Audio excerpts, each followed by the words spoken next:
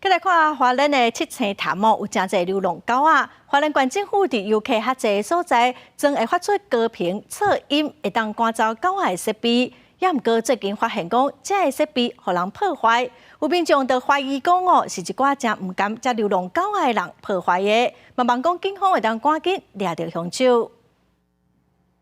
这是七星潭秀清广场的自行车道，官府伫遮安10支高音频的驱赶器，设置了后，附近确实都无看有流浪狗仔。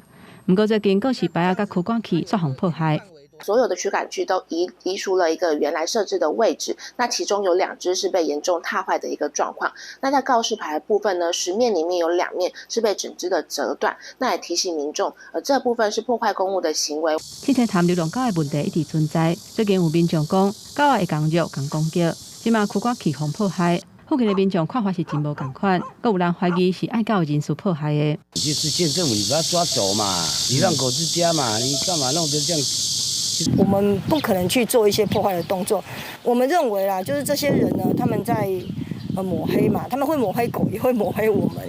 根据在地民代观察，虽然大部分流浪狗仔拢真亲近人，不过最近确实有民众去海沙坡仔食物件的时阵，因为流浪狗仔甲抢食，致使伊手受伤。认为官府应该要重视驱赶器的设置甲用意。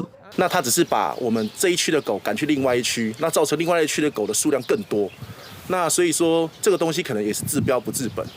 官府强调讲，七星潭目前有持续伫抓动物甲执行绝育。去年到今年7月，拢总抓到11只狗、2只猫，破坏设备嘛已经安心的转去啊，而且有报警察，后续嘛请警方来查办。记者综合报道。